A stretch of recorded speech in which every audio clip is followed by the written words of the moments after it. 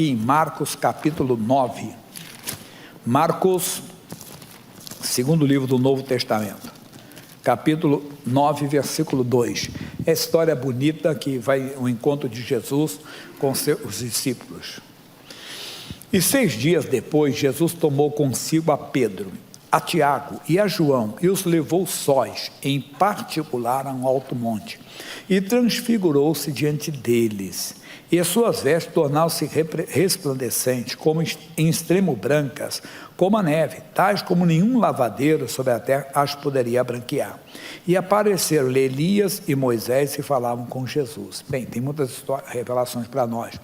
Tenho explicado que nós temos que aprender a ficar sós com o Senhor também. Ter o nosso momento de comunhão com Deus, só. Eu falo que João, Pedro e Tiago não eram privilegiados, eram os que mais se aproximavam. Tiago 4:8, ele vai colocar ali, eu leio com vocês, Tiago capítulo 4, versículo 8, diz assim: chegai-vos a Deus, e Ele se chegará a vós. Quem se aproxime de Deus, aprenda que a comunhão é importante. Nós temos que ter essa comunhão. Esses homens, eles tiveram o privilégio de ver a ressurreição da filha de Jairo e viram aqui uma transfiguração de Jesus, que as suas vestes ficaram resplandecentes. Mas apareceram Elias e Moisés. Bem, os historiadores ou os intérpretes, né, os teólogos, eles mostram aqui que isso é uma figura do reino futuro. Só estou comentando, né, que leio e passo para frente. Que o Moisés, ele morreu. Você lê Josué capítulo 1, diz: o Josué, meu servo Moisés é morto. Então Deus fala que ele morreu mesmo. Foi um enterro diferente, que ninguém enterrou. Quem enterrou foi o próprio Deus. Até o Satanás queria saber disso. Isso é o anjo que falou assim: o Senhor te repreenda, isso é você com Deus, não vem se meter comigo não. E é verdade, ninguém sabe, mas a Bíblia fala que ele morreu.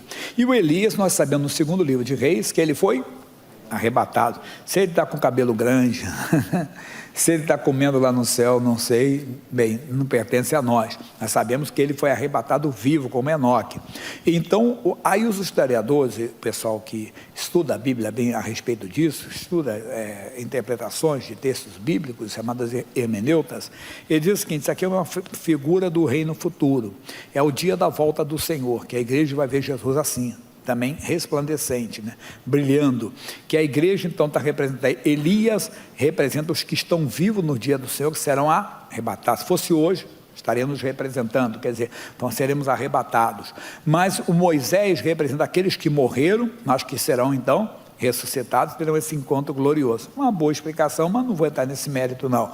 Eu quero ir à frente aqui. E Pedro, tomando a palavra, disse a Jesus: mestre, bom é que nós estejamos aqui e façamos 3 cabanas, uma para ti, outra para Moisés e outra para Elias. Aí tem que parar aqui novamente. Como é que vão interpretar esse texto aqui? Espera aí, tinha retrato naquela época? Elias morreu quantos anos antes disso aqui? Foi arrebatado quantos anos? Moisés então morreu quantos anos antes? Você vê que o Brasil tem uma história de 520 anos aí, né? Aí tem a figura lá, de vez em quando você vê, do Pedro Álvares Cabral, né? Vamos falar de coisa mais recente, da Tiradentes, né? Que não tem 300 anos, tem 250 anos aí, aproximadamente 240 anos. O pessoal diz que totalmente aquela figura de Tiradentes. Como é que você vê Tiradentes? Aquele homem barbudo e cabeludo. Não, um criminoso era cortado o cabelo dele. Um prisioneiro, ele era cortado e enrapado. Ele não foi crucificado não foi esquartejado naquele momento. Eles tentaram, segundo historiadores, vamos falar da história, eles colocaram uma figura tipo um Cristo, né, tropical, vamos dizer, brasileiro, que morreu pelo povo, não sei mais o quê. E aí fala a história paralela do Brasil, que ele foi um bode expiatório, né, que os grandes mesmo foram mandados para a Europa, foram mandados para a África e todo, e ele acabou sendo esquartejado, servindo de exemplo para os outros. Mas acabou entrando para a história, para ele acabou sendo bom para sua posteridade. Mas o que eu quero passar para você, então, como é que eles ficaram sabendo? Certamente por revelação do Senhor. O Senhor explicou para eles que era Moisés e Elias. Mas também não entramos nesse mérito não, porque não é nossa mensagem. Vai dizer assim: pois não sabia o que dizia. O Pedro não sabia o que estava falando, pois estavam assombrados. E desceu uma nuvem que os cobriu com a sua sombra, e saiu da nuvem uma voz que dizia: este é o meu filho amado, a ele ouvi. Irmão, nós temos que aprender a ouvir o Senhor. No meio, às vezes, de uma tempestade, de uma luta, de uma adversidade, nós ouvimos a voz da nossa consciência nos acusando. Às vezes ouvimos a voz de alguém e não paramos ou não procuramos ouvir. Nós temos que aprender a ouvir a voz de Deus. Veja o Salmo 29. Salmo 29, versículos 3 e 4. O 3 diz assim: a voz do Senhor ouve-se sobre as águas, o Deus da glória troveja, o Senhor está sobre as muitas águas. O que é isso? No meio da tempestade, da luta, você tem que ouvir a voz de Deus. Eu coloco 2 casos aqui, que eu já citei hoje, que vocês, muitos já ouviram aqui. Um é de um rapaz que foi diagnosticado com AIDS em 1987. Então, há 33 anos atrás, que a AIDS não tinha o tratamento. A AIDS não tem cura até hoje, mas ela tem tratamento. Uma pessoa com AIDS hoje, ela casa, tem filhos e não passa para o cônjuge nem para a criança. Porque eles têm aqui agora um controle de carga viral, entende? Eles têm o tratamento lá deles. Então, ele consegue tranquilamente viver em sociedade, não ter. Mas não era assim. Você sabe quantas pessoas partiram.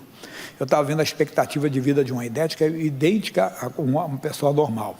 Então, mas naquela época não tinha. Esse rapaz, o nome dele era Ito. Quando ele ouviu, ele disse: pastor Jaime, eu pensei em me matar. Mas aí eu lembrei de uma passagem. O que ele ouviu? A voz do Senhor. Quer dizer, não é ouvir aquela voz, Ito. Não, ele lembrou de uma mensagem, de uma pregação, que ele estava na igreja e eu dizia: ó, Jesus já levou as nossas doenças, você não tem que aceitar a enfermidade. Ele foi para a igreja, fez a campanha, 3 meses depois ele já dava o testemunho que não tinha AIDS, que o médico falou que pode ter sido um engano. Bem, se foi ou não, sabemos então que ele foi liberto. O que ele ouviu? A voz de Deus. O outro caso é aquele jovem pregador, jovem que se tornou um pregador depois, hoje já está na glória, isso foi no século passado. Esse moço tinha 16 anos de idade, quando ele ficou com o coração inchado, deformado, e da cintura para baixo paralisado. Quando então ele recebeu, entenda bem, o diagnóstico que ele morreria, a sentença de morte. E ele então, lendo a Bíblia, Marcos 11, 24, por isso vos digo, crendo que o recebereis e tê-lo-eis. Ele tomou posse daquela bênção, só que o corpo continuou sentindo e foi definhando, até que ele ficou como morto. O pastor da igreja da avó dele o visitou, colocou uma mão aqui assim, colocou a outra e fez a oração: Senhor Deus, prepare o coração da família que está perdendo esse jovem. Ele disse que deu vontade de gritar, mas não tinha força. Eu não vou morrer não, mas não tinha força. Mas se acabou se recuperando, voltou para a vida, foi trabalhar numa floricultura. Ele é chamado de bambu ambulante, que ele é alto, uns 12 metros, pesando 40 e alguns quilos. Você vê que é esqueleto mesmo. E, rapaz, você não vai aguentar, eu vou porque o Senhor é a minha força. Só que 1 ano depois os sintomas voltaram agressivos. E ele conformado, disse: mas agora eu vou morrer. Deus me deixou mais 1 ano, Deus foi bom comigo, mas agora eu vou morrer. Quando ele lembrou-se, a voz do Senhor ouve-se sobre as águas. Aí ele lembrou do Salmo 91, 16. Ele deu um grito e falou: diabo, se você não sabe ler, eu vou ler para você. O meu Deus diz na sua palavra que me dará abundância de dias. Salmo 21, versículo 10. Saciá-lo-ei com longevidade, dar-lhe abundância de dias, né? Ele mostraria a minha salvação. E então ele conta, que ele falou: eu não vou morrer hoje, não vou morrer amanhã, não vou morrer daqui a 1 ano, nem daqui a 10 anos, 20, 30, morreu com quase 90 anos esse homem. Mas por que eu estou passando isso para você? Ele ouviu a voz de Deus. Você tem que aprender a ouvir. Com você já aconteceu isso. Você lembrou de uma mensagem, lembrou de uma palavra, é a voz de Deus. Olha o versículo 4. A voz do Senhor é poderosa. A voz do Senhor é cheia de majestade. Ela tem uma autoridade no campo espiritual, no mundo espiritual muito grande. Nós temos que aprender a ouvir a voz de Deus. Gênesis capítulo 12. Gênesis é o primeiro livro da Bíblia, capítulo 12, diz assim: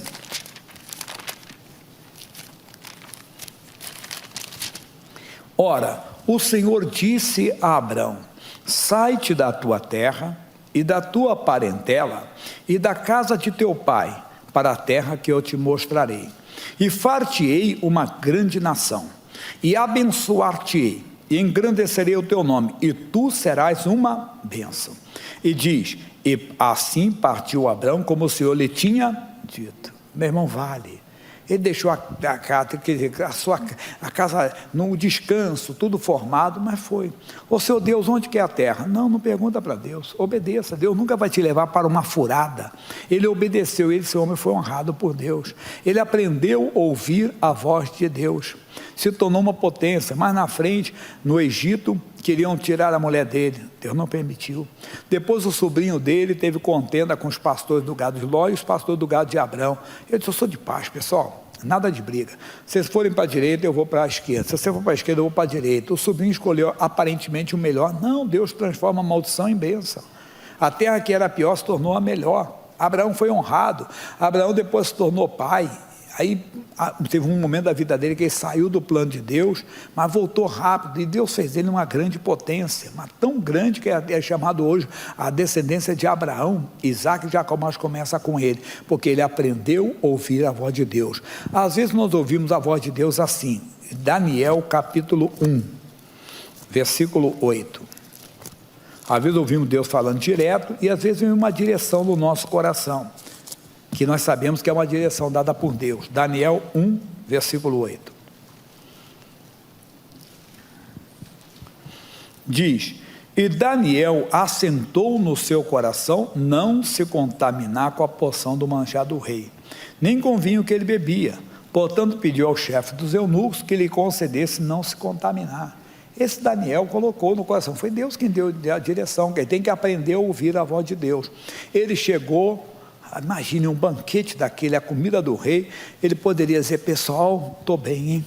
Estou aqui, mas vou comer agora a comida do rei. Não, ele colocou no coração, quer dizer, Deus mostrou para ele que ele vai se contaminar. Não se contamine, irmão. Não se contamina pelo seu olhar. A coisa é pecaminosa, tira o olho.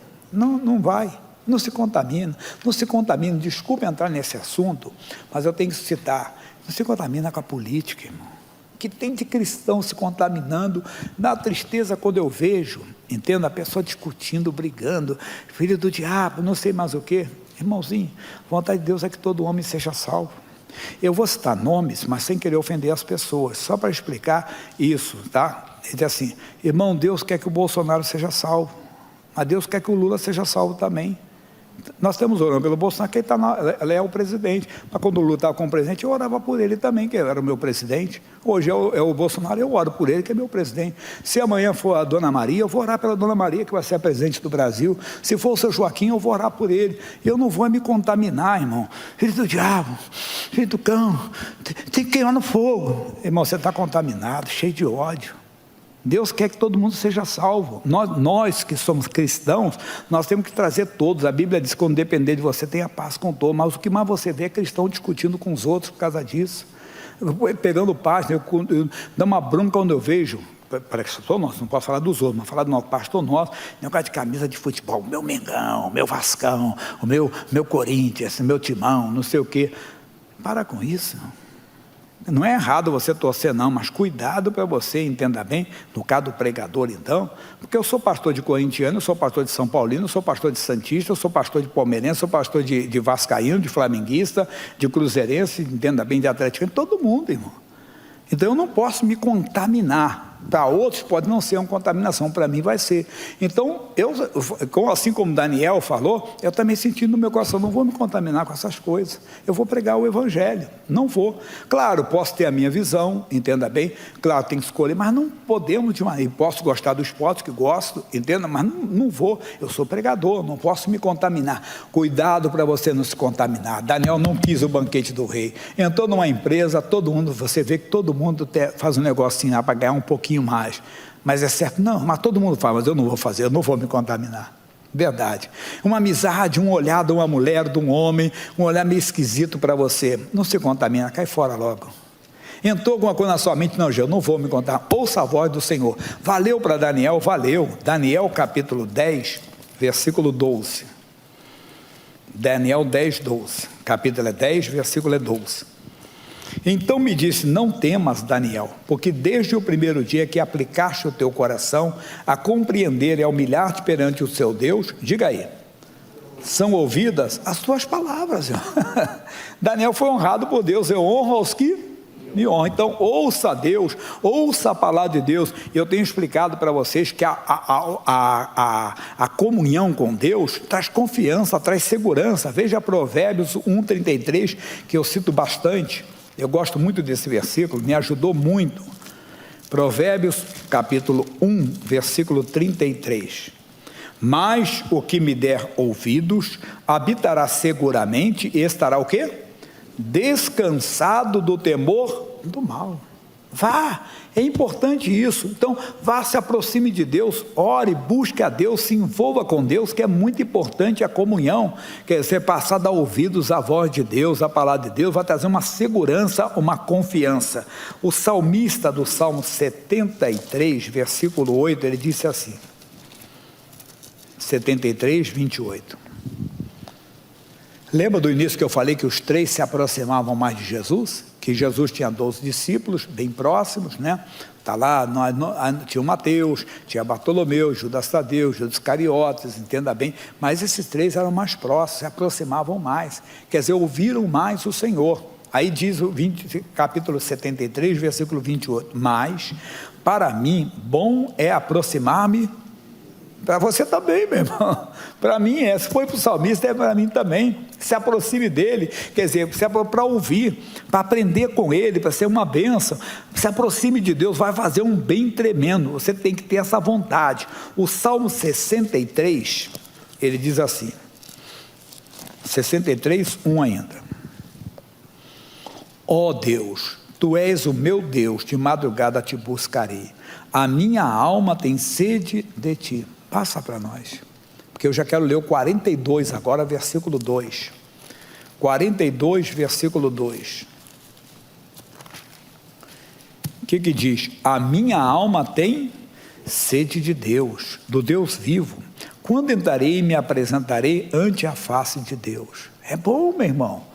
Se aproxime de Deus, vá se aproximando, vai fazer muito bem, passa a ter sede de Deus, eu quero te conhecer mais, eu quero me envolver mais contigo, Deus, eu quero ser um adorador, Deus, eu quero te conhecer mais, Deus, eu quero usar mais do teu poder, eu quero falar mais, você vai crescer e vai ser honrado por Ele, o bonito é isso, você vai ser honrado por Ele, Ele vai passar a te honrar. Volta lá no Marcos, que tem um detalhe aqui. Aí Jesus foi, desceu daquele monte com seus discípulos, encontrou uma multidão discutindo com os outros discípulos. Ei, o que vocês discutem com eles? Um disse, eu trouxe meu filho que tem um espírito mudo, esse onde quer que o apanha, faz isso, faz aquilo. O que os teus discípulos não conseguiram expulsar o demônio. Jesus disse, geração ingratida, traga um menino. Expulsou o demônio, o menino ficou curado e entregou para o pai. Aí no capítulo 9 de Marcos. Agora, finalzinho aqui, versículo 27. Mas Jesus, tomando pela mão, o ergueu e ele se levantou. E quando entrou em casa, os seus discípulos lhe perguntaram à parte, por que ou não expulsamos, por que ou não podemos nós expulsar? E disse-lhes, esta casta, tipo, espécie, não pode sair com coisa alguma a não ser com oração. O que é oração? Diálogo com Deus. Oração não é reza de decorada, não. Diálogo com Deus. Você tem que dialogar com Deus, conversar, quer dizer, se aproximar dele, ter vida com ele, vida no altar. Você vai crescer muito. E jejum, que o jejum é para quê, pessoal? Para fazer dieta? Não, dieta é outra coisa. Jejum é para quebrar a carne, para vencer a carne.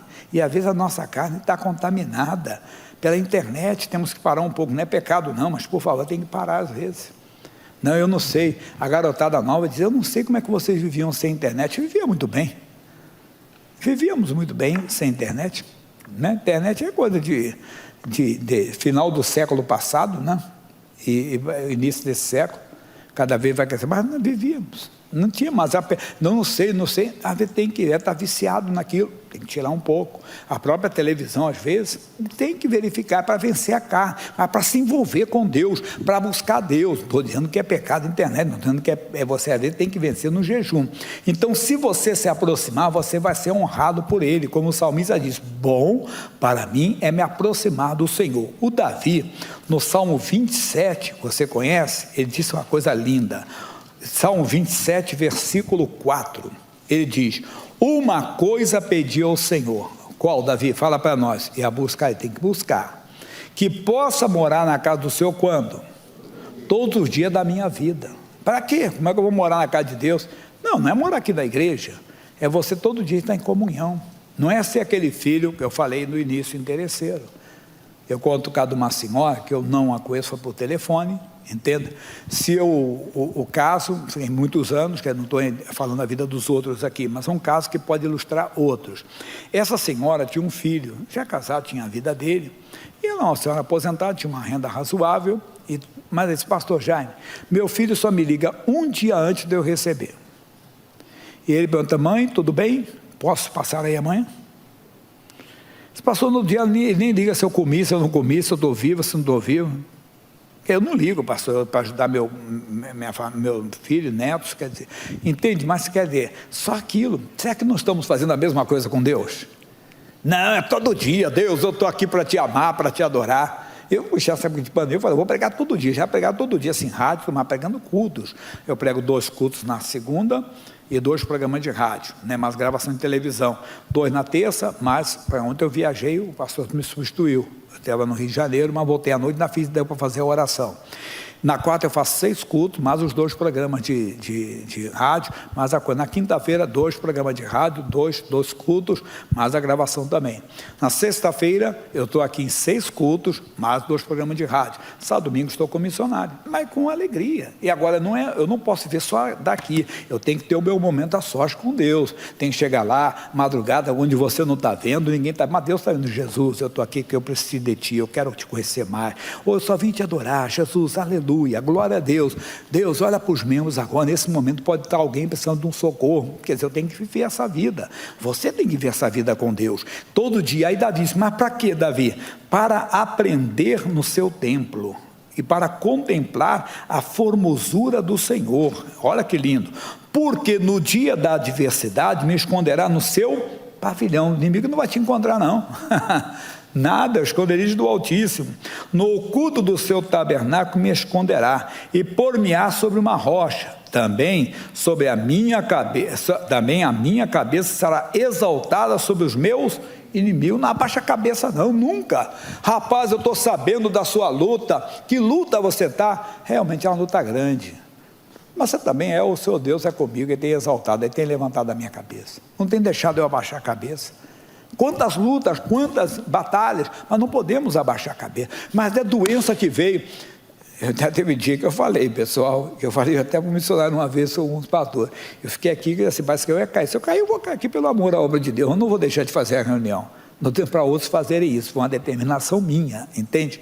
Que eu fiquei ali na coisa, na presença de Deus, e Deus me sustentou, Deus me honrou mesmo, pode ter certeza. Mas o que eu estou falando? Deus vai levantar a sua cabeça. Não tem esse negócio de cristão cabisbaixo, mucorongo, já ouviu esse termo? Jururu, né? O que foi? Eu estou numa luta aí, irmão, olhe por mim, tá? Não. Ô, irmão, estou sabendo da sua luta, você nem mostra. Peguei uma palavra uma vez com um missionário, homem de Deus, havia até tentação, irmão. Não notou que aquela pessoa estava com maldade? Não notei. Você nem vai notar as pessoas, não, até com maldade. Você vai ficar numa santidade, numa pureza da presença de Deus, que você não vai abaixar a cabeça para o inimigo nunca, e não vai se contaminar. Mensagem, se aproxime do Senhor. Vamos terminar no Salmo 73, de novo, que eu quero falar dele. Vale, hein? Vale. Versículo 28. Para você não esquecer. Mas para mim, bom é aproximar-me de Deus. Se aproxima de Deus, mas eu vou te dar outro versículo, desculpa, tá? Pus a minha confiança no Senhor Deus, para anunciar todas as suas obras. Agora sim, o versículo final, Salmo 57, versículo 8. Eu já li com vocês o 7, mas hoje é o 8. O Salmo 57, versículo 8. O que diz ele? Desperta, glória minha, desperta, alaúde harpa. Eu mesmo despertarei ao romper da... O que é isso? Nessa revelação da palavra, nessa revelação da luz de Deus, está rompendo a luz para você, irmão, então desperta. Nós precisamos disso. Eu mesmo pregando para vocês, quantas vezes eu já preguei e a mensagem valeu para mim também. Eu não procurei aquilo não, mas na mensagem disse, puxa, foi realmente, é isso que precisava. Acorda, desperta, ele está dizendo aqui, glória minha, desperta, alaúde harpa, eu mesmo despertarei ao romper da alva. É hoje. Deus está dizendo, se você se aproximar de mim, eu tenho muito para você. Ele está dizendo, se você me buscar, você vai me encontrar. mas de todo o coração, se envolva com isso, você vai crescer na comunhão, você não vai abaixar a cabeça, você vai assim, quando você fala com demônio, eu estou mandando, aquilo que eu falo com vocês, se o diabo aparecer de chifre, não, cai fora, que maior é o que está comigo. Assim como você sabe que ele é onisciente, sabe seus pensamentos, Jesus, você sabe o que passou na minha mente aqui. Deixa eu me aproximar disso não, deixa eu gostar disso não, me faz ter nojo. Você tem que ser homem de Deus de verdade. Deus, eu sou do Senhor. Mesma coisa, Deus, essa pessoa me feriu. Deus, eu estou meio triste, mas não deixa eu ficar não, coitada dela, Deus só tem misericórdia dela. Verdade. Não se contamina, lembra que eu falei?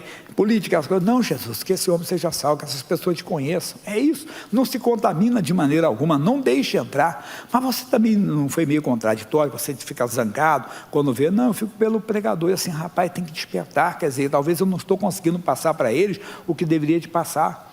Quer dizer, temos que ser luz para eles, exemplo de fé para eles, para todos. Então vamos acordar, vamos despertar, vamos mostrar ao mundo que estar com Cristo é incomparavelmente melhor.